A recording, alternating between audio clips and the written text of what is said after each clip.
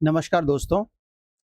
आज के लेक्चर में हम लोग बात करने वाले हैं कि किस तरीके से बाजीराव बल्लाळ के बाद बालाजी बाजीराव ने मराठों की सफलता और अपनी कुछ गलतियों की वजह से मराठों के पतन में एक इम्पोर्टेंट रोल प्ले किया था। तो आज हम बात करेंगे बालाजी बाजीराव की, जो 1740 से लेकर 1761 के बीच में पेशवा के पद पर रहेंगे और इन्हीं की लीडरशिप में मराठे जो हैं अपनी पीक पर पहुंचेंगे और वहां से इनका फॉल भी होगा। ध्यान रहे कि इनका जो सक्सेशन हुआ है, यानी कि ये अपने पिता बाजीराव के बाद गद्दी पर जो बैठेंगे, वहाँ पर जो प्रिंसिपल काम कर रहा है वो है हेरिडिटरी का प्रिंसिपल। तो आपसे अगर पूछा जाए कि किस पेशवा के साथ पेशवा की पोस्ट आनुवांशिक यानी कि हेरिडिटरी हो गई थी, तो आपका जवाब होना चाहिए बालाजी बाजीराव। और इसी हेरिडिटरी अप्रोच या हेरिडिटरी प्रिंसिपल्स को स्ट्रेंथन करते हुए इन्होंने छत्रपति के साथ एक ट्रीटी ऑफ संगोला कर लिया था 1750 में, जिसके बेसिस पर छत्रपति को सिर्फ और सिर्फ एक नॉमिनल यानी कि नाम मात्र का मुखिया बना दिया गया था और जो वास्तविक शक्ति थी वो पेशवाओं के पास आ गई थी। तो इस तरीके से जो मराठा कॉन्फेडरेसी को इस्टेब्लिश किया गया है 1720 में, बाजीराव पेशवा बाजीराव के द्वारा, उस मराठा कॉन्फेडरेसी के हेड होंगे पेशवा, ना कि छत्रपति। मराठा कॉन्फेडरेसी का मतलब ये है कि जब मराठा एम्पायर बहुत बड़े हिस्से में फैल जाएगा, तो ग्वालियर उज्जैन में जो सिंधिया हैं, इंदौर में जो होलकर हैं, नागपुर में जो भोंसले हैं, गुजरात में जो गायकवाड़ हैं, वो सारे के सारे पूना में जो पेशवा हैं उनकी लीडरशिप में काम करेंगे। यानी कि बड़े एम्पायर को मैनेज करने के लिए इन्होंने मराठा एम्पायर को कुछ इलाकों में बांट दिया और इन इलाकों को सबऑर्डिनेट ऑफिसर्स को दे दिया और ये डायरेक्टली पेशवा के लीडरशिप में काम करेंगे और इसी को बोला जा रहा है मराठा संघ या मराठा कॉन्फेडरेसी। अब हम बात करते हैं बालाजी बाजीराव की अचीवमेंट्स की। ध्यान रखना 1741 तक आते आते जो मुगल बादशाह मोहम्मद शाह रंगीला हैं, उन्होंने बालाजी बाजीराव को मालवा का डिप्टी सूबेदार अपॉइंट कर दिया था। इनको हम डिप्टी सूबेदार कह तो रहे हैं लेकिन वास्तव में यही सूबेदार हैं। हालांकि जो सूबेदार बनाए गए थे वो थे प्रिंस अहमद या राजकुमार अहमद, और यही आगे चलकर अहमद शाह भी बनेंगे, एम्परर भी बनेंगे। लेकिन जो वास्तविक शक्ति है मालवा में वो मराठों के पास आ गई है और एक फॉर्मल रिकॉग्निशन है कि मालवा मराठों का हो गया है। 1740 में बुंदेला रीजन में इनका विरोध होगा। ओरछा के जो बुंदेला हैं वो मराठों का विरोध करेंगे और इस अपोजिशन को सप्रेस करते हुए झांसी को कैप्चर कर लिया जाएगा मराठों के द्वारा, जिससे कि वो झांसी को बेस बनाकर अपने पूर्वी इलाकों की तरफ एक्सपेडिशंस को लॉन्च कर सकें और यहाँ झांसी में नारो शंकर को गवर्नर बनाया जाएगा। इस तरीके से ये मालवा और झांसी यानी कि बुंदेलखंड में अपने आप को स्टैब्लिश कर लेते हैं 42 तक आते आते। इसके बाद मराठों ने कर्नाटक रीजन में इंटरफेरेंस किया और यहाँ पर मराठा फोर्सेस ने रघुजी भोसले की लीडरशिप में कर्नाटक यानी कि अर्काट के जो नवाब हैं दोस्त अली, उनको हराकर मार डाला इन द बैटल ऑफ दमालचेरी दर्रा इन 1740। और दोस्त अली के जो दामाद हैं चंदा साहिब, इनको भी कैद कर लिया। जब दोस्त अली और उनके दामाद नहीं रहे सीन में, तो उनके ऑफिसर थे अनवरुद्दीन, और अनवरुद्दीन जो हैं अर्काट में नवाब बनेंगे। आगे कहानी अलग बनती है कि कर्नाटक युद्ध में अनवरुद्दीन और उनका लड़का मोहम्मद अली किस तरीके से ब्रिटिश हेल्प से कुछ करने की कोशिश करते हैं, वो कहानी अलग है। आगे क्या होता है, आगे उड़ीसा को ये कैप्चर करते हैं 1751 में। कहानी ये बनती है कि बंगाल के नवाब हैं अलीवर्दी खान और इनको हराया जाता है, इनसे चौथ की डिमांड की जाती है और इस कंटेक्स्ट में अलीवर्दी खान उड़ीसा का इलाका मराठों को दे देते हैं और साथ में वो कहते हैं कि 12 लाख हम आपको हर साल देंगे इन द नेम ऑफ चौथ। तो इस तरीके से लगभग पूरे हिंदुस्तान को मराठों ने अपने कंट्रोल, अपने इन्फ्लुएंस में ले लिया था। हैदराबाद के साथ सीन ये होता है कि 1752 में भल्की की ट्रीटी होती है हैदराबाद के निज़ाम सलाबत जंग और मराठों के बीच में, और इस ट्रीटी के बेसिस पर वो बरार का आधा हिस्सा, बलगाना, खानदेश, ये सारे रीजन्स मराठों को सरेंडर करना एक्सेप्ट कर लेते हैं। और ये भी ध्यान रखना, ये तब हो रहा था ये तब हो रहा था जब फ्रेंच सपोर्ट हैदराबाद को मिल रहा था अंडर द लीडरशिप ऑफ बुस्सी, है ना। ध्यान रखना बुस्सी हैदराबाद में अपॉइंटेड थे, उसके बावजूद ये हैदराबाद को मराठों से नहीं बचा पाए। इसी कंटेक्स्ट में आगे चलते हुए हैदराबाद के साथ एक और युद्ध होता है, बैटल ऑफ सिंध खेड़ इन 1757। इस टाइम पर भी जो निज़ाम है वो सलाबत जंग है और यहाँ पर सलाबत जंग हारते हैं और उनको 25 लाख पर एनम के रेवेन्यू का इलाका मराठों को देना पड़ता है और साथ में नलदुर्ग का फोर्ट भी मराठों को दिया जाता है। और इस बैटल के बाद में जो ट्रीटी हुई थी, जिसके ये प्रोविजंस थे कि आप 25 लाख का इलाका देंगे, नलदुर्ग का फोर्ट देंगे, इस ट्रीटी को हम कहते हैं सकरखेड़ा ट्रीटी, ट्रीटी ऑफ सकरखेड़ा 1757।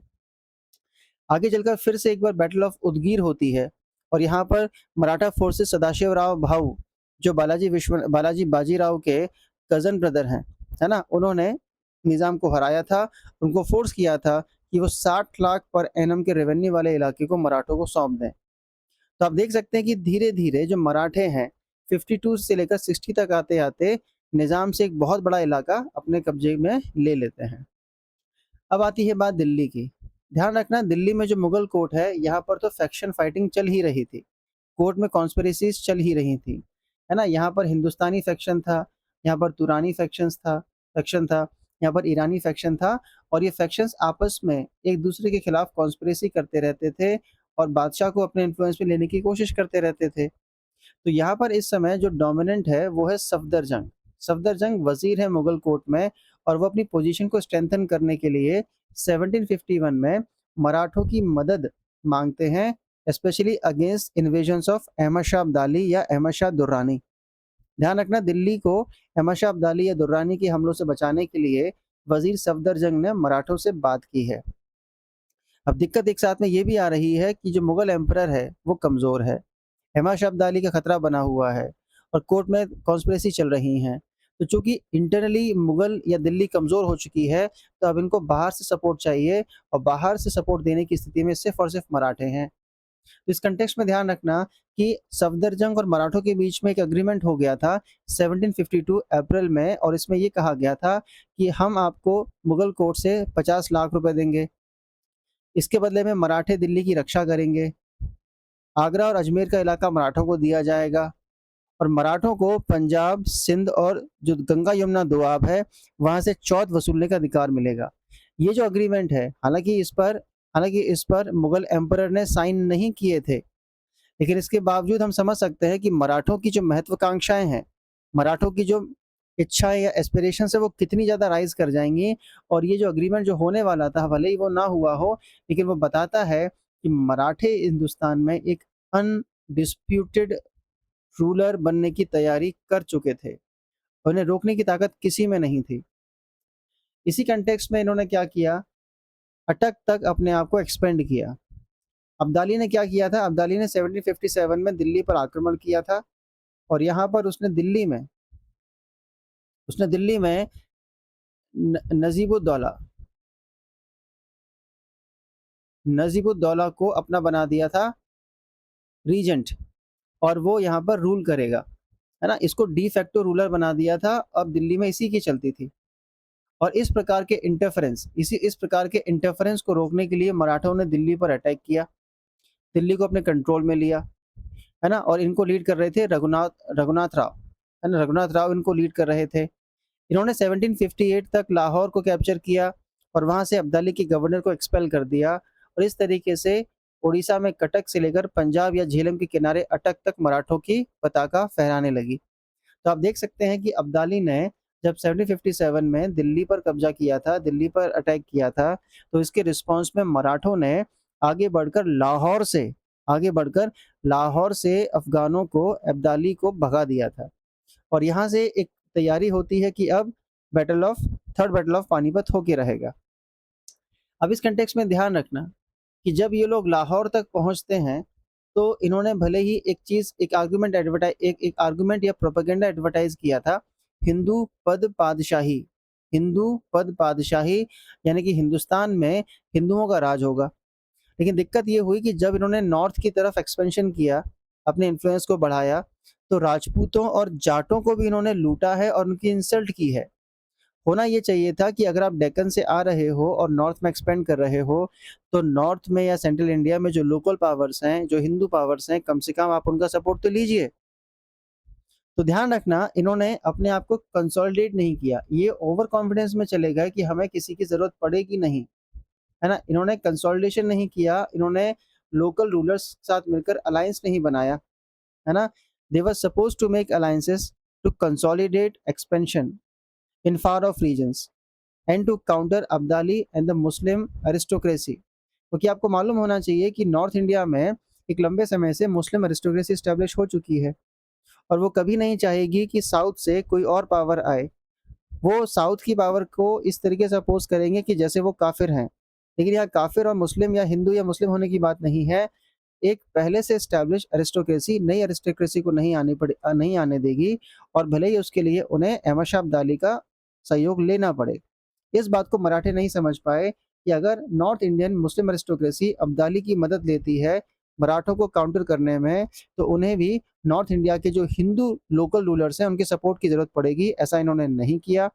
यहाँ पर बालाजी बाजीराव की आलोचना होती है कि आप राजपूतों के सपोर्ट से, जाटों के सपोर्ट से नॉर्थ इंडिया में अपना को स्टैब्लिश कर सकते थे, लेकिन आप नहीं कर पाए।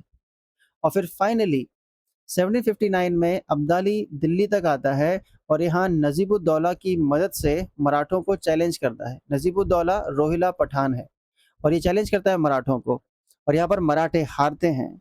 और इसके बाद में एक large Maratha army under Sadashiv Rao भेजी जाती है अफगानों को रोकने के लिए।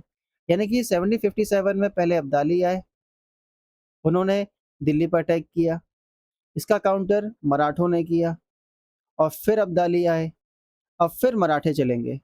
तो अब्दाली मराठे, अब्दाली मराठे, यानी कि एक लंबे समय से इस बात को लेकर इन दोनों में स्ट्रगल चल रहा है कि नॉर्थ इंडिया में किसकी चलने वाली है। और यहाँ पर हालात तैयार होते हैं थर्ड बैटल ऑफ पानीपत के। लगभग 4-6 महीने से मराठों और अफगानों की आर्मी पानीपत के मैदान में खड़ी हुई है, और 14 जनवरी से लगभग 2-3 हफ्ते पहले सदाशिव राव जो मराठों के लीडर हैं उनको पता चलता है कि मराठा कैंप में खाने की कमी हो गई है। कहने का मतलब इनका लोकल रिसोर्स प्रोक्योरमेंट यानी कि स्थानीय स्तर पर संसाधनों को जुटाने का जो सिस्टम था वो इतना फेल हो गया था कि खाने की कमी हो गई थी एक मिलिट्री कैंप में, है ना?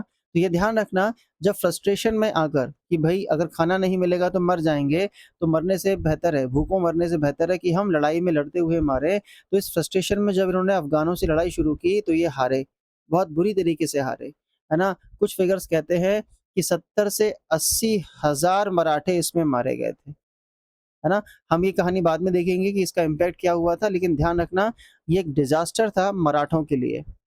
लेकिन ये भी ध्यान रखना कि ये जो थर्ड बैटल ऑफ पानीपत है इसने ये एस्टैब्लिश नहीं किया था, इंस्टेड ऑफ डिसाइडिंग कि हु वुड रूल इंडिया, जो पानीपत की थर्ड बैटल है उसने डिसाइड किया कि हु वुड नॉट, कौन रूल नहीं करेगा। यानी कि ये तय करने के स्थान पर कि कौन राज करेगा नॉर्थ इंडिया के ऊपर या इंडिया के ऊपर, उसने ये डिसाइड किया कि कौन राज नहीं करेगा। क्यों? क्योंकि जो अहमद शाह अब्दाली है, जो अफगान है, वो वापस लौट गया, और जो मराठे हैं अब वो रूल करने की कंडीशन में है नहीं।